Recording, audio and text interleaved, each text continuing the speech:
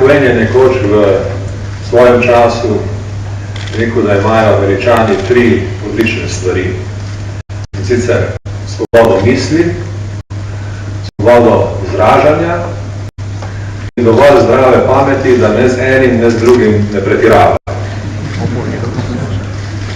Tisto je bilo v Združenih državah Amerike in tisto je bilo v preteklem času. Mi seveda živimo v drugem deželi in v drugačnem času.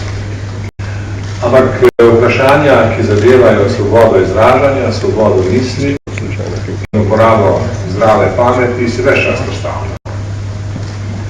Več čas si postavljamo ta vprašanja in več čas se v njih pogovarjamo in o tem imamo različna mnenja. In to je naravno. Jaz v različnih mnenjih ne bi želel govoriti s stališča preštevanja in razprave o tem, kdo je na strani kakšne peticije, te ali one. Ampak seveda, kot predsednik republike nekako ne morem, da ne bi opazil kritike, mnenj, ki se pojavljajo, kritičnih mnenj in nasprotnih mnenj.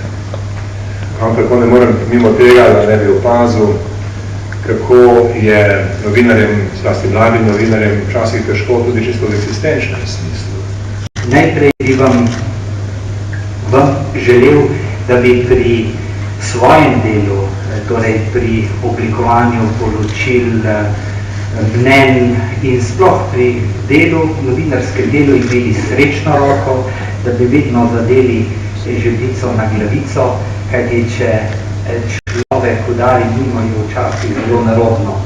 Da bi tudi vam javnost, kadar se vam zalomi, kadar naredite kakšno nerodnost, smo pač ljudje, da bi vam javnost razumevajoče se odzvala na te vaše besede in bi jih komentirala korektno, če že ne dobrohodno.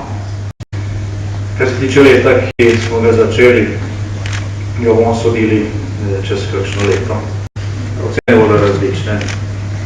Težko bi napovedal, bi si upal napovedovati naprej, to je tak vaša naloga, kjer jo uspešno upravljate.